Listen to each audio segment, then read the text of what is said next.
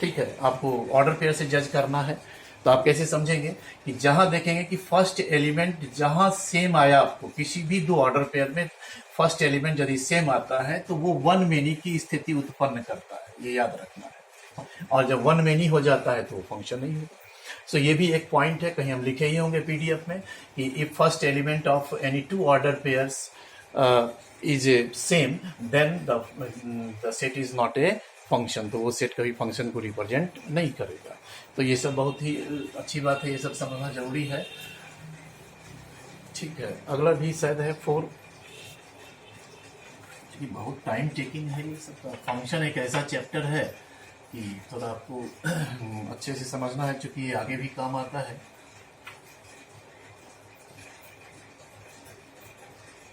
इस बार ये F4 देखें कि क्या ए बी सी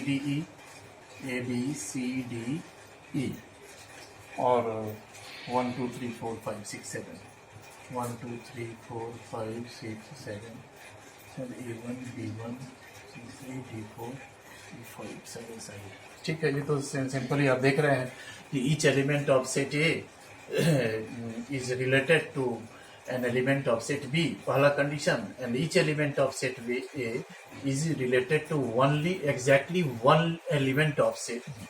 ये दोनों बातें, ये all elements of set A are related to elements in set B, पहला condition। दूसरा condition कि each element of set B is related to exactly one element in set B। तो ये function होगा, और ये किस तरह का फंक्शन होगा, इसको आप वन वन फंक्शन कह सकते हैं। लेकिन यहाँ थोड़ा सा ध्यान रखिएगा, ये बहुत अधिक महत्व रखता है बात कि जब, इसलिए थोड़ा पीडीएफ हम बोलते हैं कि खोल के रखें, कि जहां हम देख पा रहे हैं कि ये जो F3 है, F3 की बात मैं कर रहा हूँ, आज वीडियो नहीं देख पाया फिगर, तो उसमें अगर ये ऑर्डर पेयर है तो इसमें तो आप यहाँ से तो डायग्राम से तो आप समझ पा रहे हो कि ये वन मेनी की स्थिति है, और वन मेनी का जब भी सिचुएशन आएगा तो वो फंक्शन नहीं कहलाएगा। One many is not a function. तो इस आधार पर आप डायग्राम देख के भी समझ जाते हैं। ठीक है, और क्या है कि यदि हम इसको ऑर्डर पेयर में लिखेंगे तो वहाँ एक खास बात आप देखिए कि ये तो फंक्शन है नहीं, ये डिक्लेयर हो गया कि चूंकि वन मेनी है, लेकिन डायग्राम में आपको नहीं दिखाई देते रहता है। तो इसको समझिएगा कि ऑर्डर पेयर में यदि दिया हुआ है तो आप देखें कि किसी दो ऑर्डर पेयर का जो फर्स्ट एलिमेंट है वो सेम है क्या। तो आप देख पा रहे हैं कि D4 और D5 दोनों का फर्स्ट एलिमेंट तो सेम है D। तो जब फर्स्ट एलिमेंट सेम हो जाएगा तब तो क्या होगा कि फर्स्ट एलिमेंट सेम है तो D4 D5 बनता है। तो फर्स्ट एलिमेंट सेम होने का मतलब है कि वन मेनी वाली स्थिति आ गई। तो जब वन मेनी वाला स्थिति आ जाएगा तब तो वो फंक्शन। तो यदि मान लो डायग्राम नहीं दिया है, इस तरह से ऑर्डर पेयर में दिया है, तो आप समझ लेंगे कि जहां फर्स्ट एलिमेंट किसी दो ऑर्डर पेयर का सेम हुआ तो वो वन मेनी वाली स्थिति उत्पन्न करेगा, और तब वो फंक्शन नहीं होगा। ओके, तो ये सारा चीज तो हो गया। इसके बाद आता है नेक्स्ट जो पॉइंट है कि total number of functions from set A to set B. Total number of functions from set A to set B. तो मान लीजिए कि let number of elements in set A यदि p है and number of elements in set B यदि q है। देखें कि कितना relation functions from set A to set B हो सकता है, कितना डिफरेंट। तो मान लीजिए सेट ए में तो एलिमेंट तो नहीं है पता, तो ये पता है कि नंबर ऑफ एलिमेंट्स p है, तो इसमें p टर्म्स तो होंगे, और उसी तरह से इसमें q टर्म्स होंगे। तो total number of functions from set A to set B कितना होगा?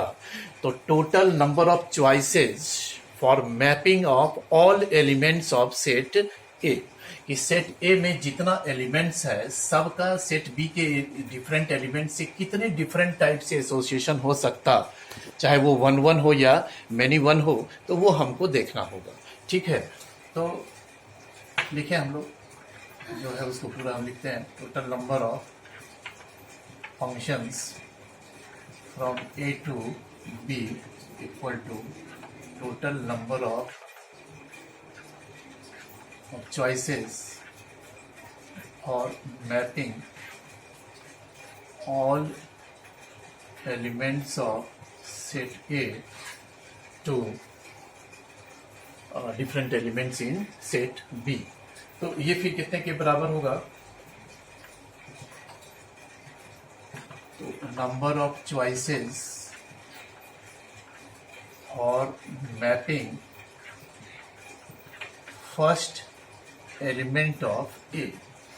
जो पहला एलिमेंट है उसके लिए मैपिंग का कितना चॉइसेस आपके पास? इससे एसोसिएट हो सकता है, इससे इससे इससे। We have Q options.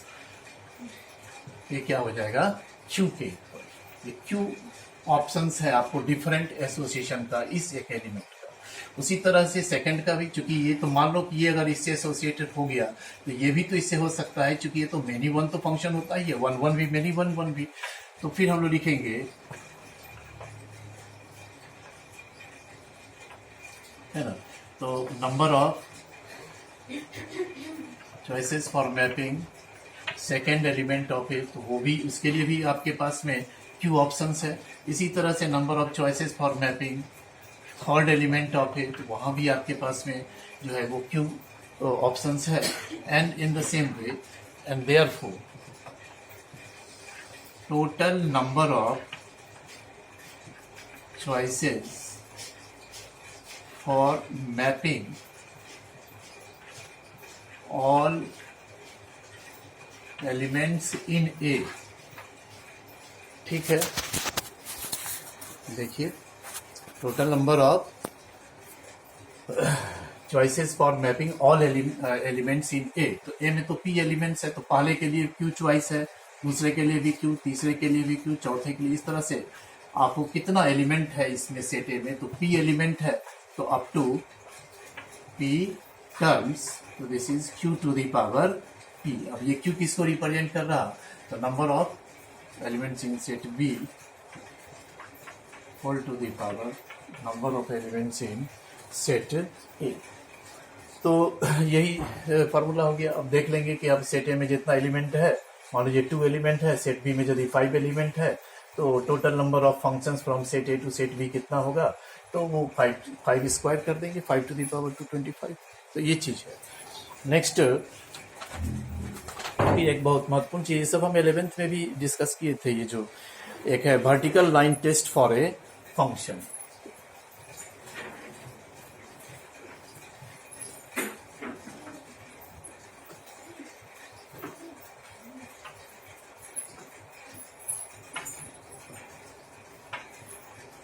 Vertical line test for a function. ये सिर्फ फंक्शन का पहचान ही हो रहा है अभी, है ना, कि हम लोग देखें कि यदि डायग्राम में दिया हुआ रहता है तो हम समझ जाते हैं देख के कि कोई एलिमेंट ऐसा तो नहीं है कि सेट ए का छूट रहा है जिसका बी से नहीं एसोसिएशन है, कह देंगे नहीं है फंक्शन। एक ही सेट ए का एक एलिमेंट यदि बी के 2 डिफरेंट से एसोसिएटेड है, नहीं है फंक्शन, वो देख के बता। ऑर्डर पेयर से भी आप समझ जाएंगे, यदि कोई एक ऐसा ऑर्डर पेयर है जिसमें सेट ए का कोई एक एलिमेंट मिसिंग है तो वो नहीं होगा। दूसरा कि यदि कोई 2 ऑर्डर पेयर का जो फर्स्ट एलिमेंट है वो यदि सेम हो जाता है तो वैसे स्थिति में जो है तो हम लोग कहेंगे ये फंक्शन नहीं है।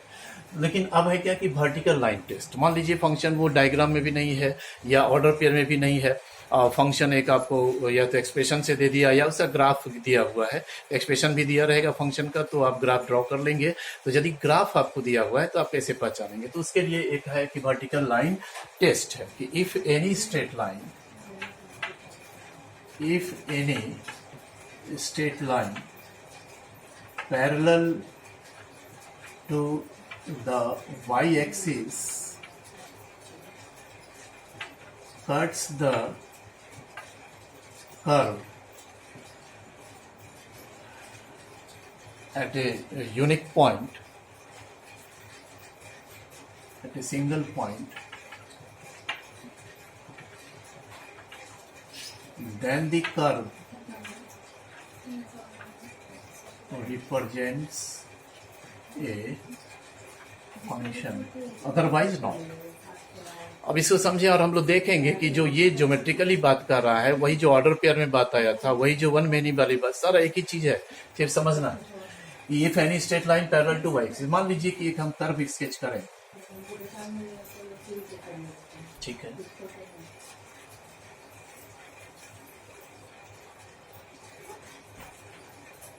इस साइन फंक्शन का हमने एक ग्राफ स्केच किया, ठीक है।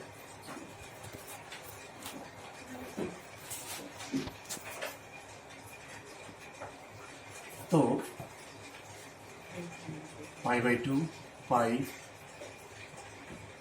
3 पाई by to, 2 pi, 5 pi by to, 3 pi, 7 pi by to, 4 pi, 9 pi by to, 5 पाई, इस तरह से ही जाता है।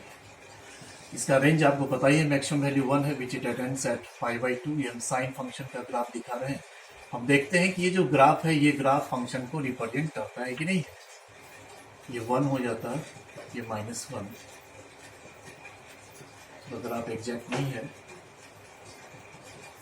तो इसमें जो है, यदि हम इस तरह से देखें कि जो ऑर्डर पेयर वगैरह में हम लोग बात किए थे कि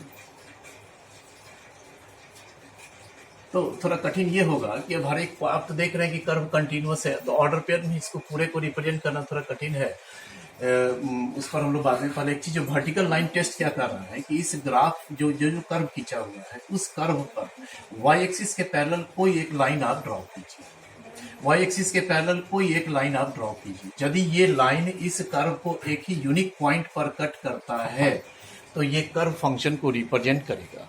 अब हम ये देखेंगे कि ऐसा ये क्यों कहता है कि यूनिक पॉइंट पर कट करने से ये फंक्शन होगा, डिफरेंट पॉइंट पर कट करने से ये फंक्शन नहीं होगा। तो देखिए क्या है कि फंक्शन में इनपुट आउटपुट होता है। तो जैसे साइन फंक्शन में आप पाई बाई टू इनपुट देते हैं तो आउटपुट ये लेंथ आपको मिलता है 1 unit, sign pi by two 1 होता है, ठीक है। तो ये जो लेंथ है 1 यूनिट, तो इसी के बारे में सोचना है हमको कि ये फंक्शन की स्थिति में क्या होगा कि साइन फंक्शन जो है ये जो है, क्या ये 1 मेनी की स्थिति कहीं आपको दिखाई दे रहा है कि एक सिंगल इनपुट पर और डिफरेंट आउटपुट हमको कहीं नजर आ रहा है? तो जब नहीं आ रहा है, इसको आप कौन सी स्थिति कहेंगे? क्या 1-1 की स्थिति कहेंगे? क्या ये 1-1 तो नहीं है। जैसे मान लिया जाए कि हम इनपुट डालते हैं पाई by to, 5 pi by to, 9 pi by to, और इसमें -1-1, इसका हम रेंज ही लेते हैं। चलिए ये ठीक है, ये साइन फंक्शन है, ये R2R है, और भी पॉइंट्स होंगे इसमें, हम उतना ही दिखा रहे हैं। तो हम देख पा रहे हैं कि पाई बाई टू हो, sine pi by two 1, sine 5 pi by two 1, sine 9 pi by two 1, तो ये तो मेनी 1 की स्थिति है। 1-1 भी होता तो फंक्शन था, ये तो मेनी 1 की स्थिति है, तो मेनी 1 तो फंक्शन होगा। क्या ये 1 मेनी हो सकता है? 1 मेनी तो तब होता है कि यदि मान लीजिए इसको हम ऑर्डर पेयर में लिखेंगे तो हम क्या देखेंगे, तो पाई by two 1, 5 pi by two 1, 9 pi by to, 9 pi by two 1। तो ये जो ऑर्डर पेयर मेरा बन रहा है, तो इस ऑर्डर पेयर में आप देखें कि कहीं भी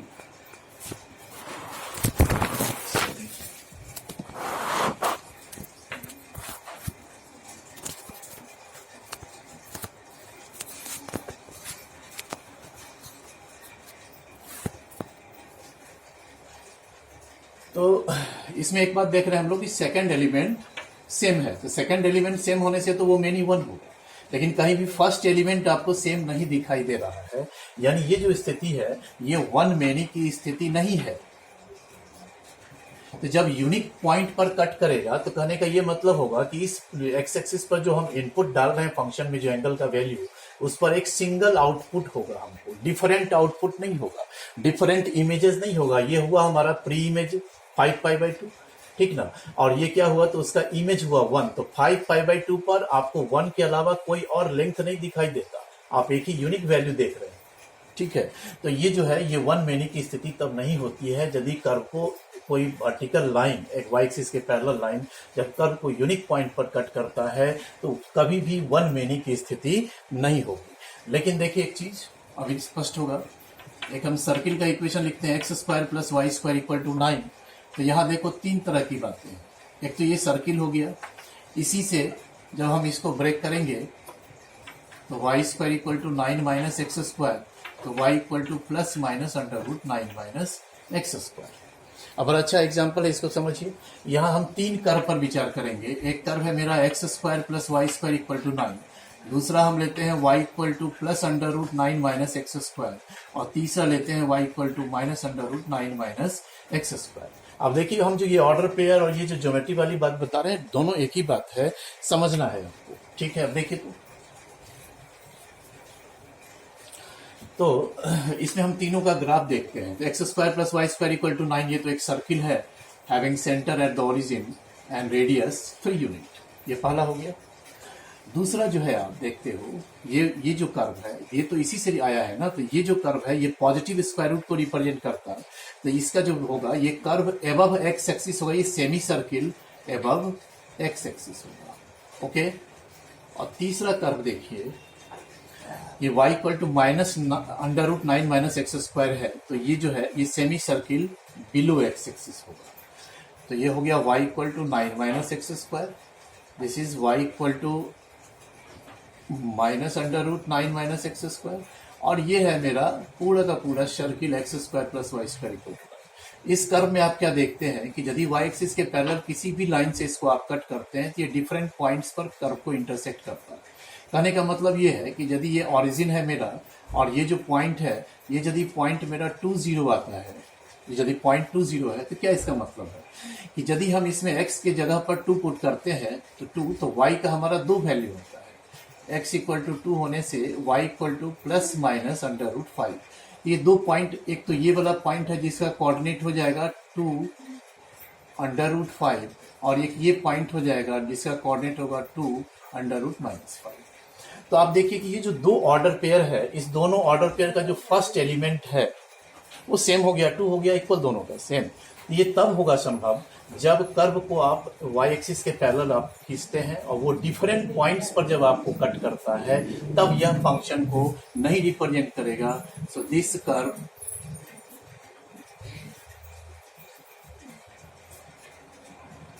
डजंट रिप्रेजेंट ए फंक्शन, ये फंक्शन को रिप्रेजेंट नहीं करेगा। लेकिन वही semi circle above X axis यदि है आप इसको कट करेंगे कर्व को y एक्सिस के पैरेलल लाइन से तो यूनिक पॉइंट पर कट करेगा, यानी इसमें यदि इनपुट यहां से कुछ भी दीजिएगा तो एक ही आउटपुट आपको मिलेगा यूनिक। लेकिन इसमें इनपुट जब आप 2 डालते हैं तो 2 आउटपुट आपको दे देता है, एक प्लस अंडर रूट 5 एक माइनस अंडर रूट 5। सो दोनों में फर्स्ट एलिमेंट सेम हो जाएगा, ठीक है। तो ये वन मैनी की स्थिति हो जाएगी, यहां भी वही होगा, ये भी यूनिक पॉइंट पर कट करेगा तो ये फंक्शन को रिप्रेजेंट करेगा ग्राफ कर्व, ये कर्व भी फंक्शन को रिप्रेजेंट करेगा बट ये कर्व नहीं करेगा, तो वही बात हमने इसमें दिया है। उसी तरह से एक एग्जांपल आपको साइन इनवर्स कर्व का भी दिखाए थे, तो साइन इनवर्स एक्स जो है उसमें और साइन एक्स कर्व में एक ही अंतर है कि जो इसका जो डोमेन है वो उसके वो डोमेन में चेंज हो जाएगा, जो रेंज में चेंज हो जाएगा, जो रेंज है वो डोमेन में इंटरचेंज हो जाता है, यानी जो ज्योमेट्री एक्स एक्सिस पर है वो वाई एक्सिस पर आ जाएगा, जो वाई एक्सिस पर है वो एक्स एक्सिस पर आ जाएगा।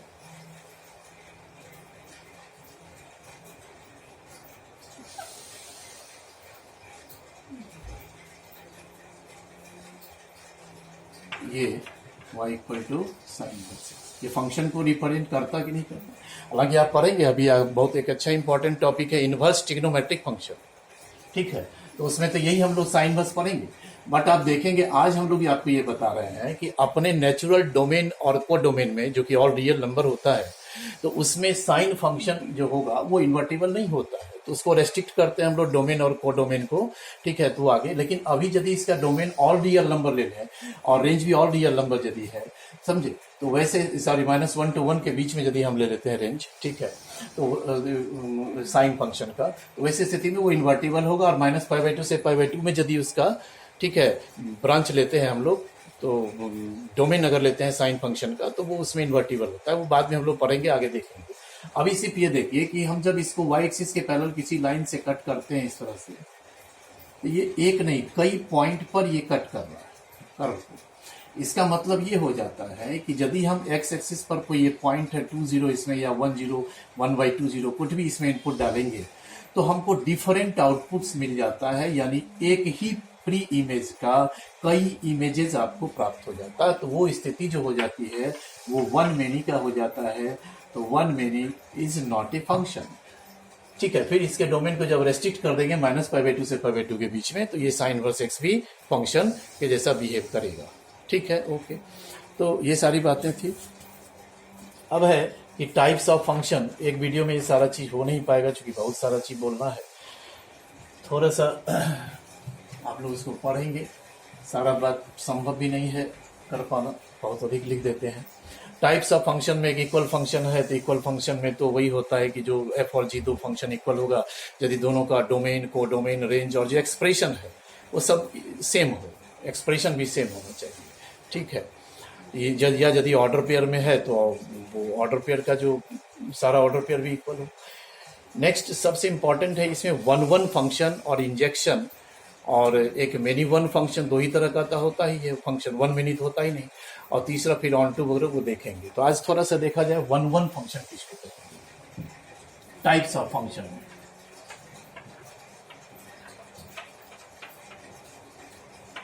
One one function, a function f from a to b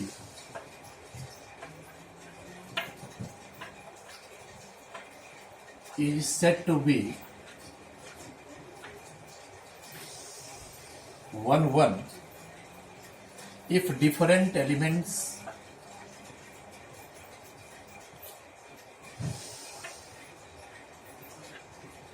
in A have different images in ठीक है, that is no two elements in A are associated या mapped to same element of B।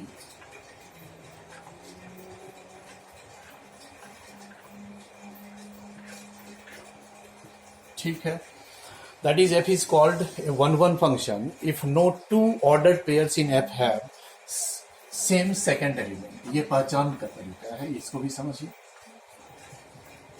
f is called, order pair में आप कैसे पहचानेंगे, one one if no two ordered pairs in f have same second element। और फिर आगे का जो है फिर एग्जाम्पल। तो अब इसमें देखिए क्या है कि हमको देखना है कि फंक्शन किस रूप में दिया हुआ है। फंक्शन ऑर्डर पेयर में दिया है कि फंक्शन डायग्राम में दिए हुए हैं कि या फंक्शन एक सिर्फ एक्सप्रेशन से रिप्रेजेंट है, वो तीनों अलग अलग स्थितियां होंगी। ठीक है, तो सबसे पहले हमने लिखा कि यह फंक्शन f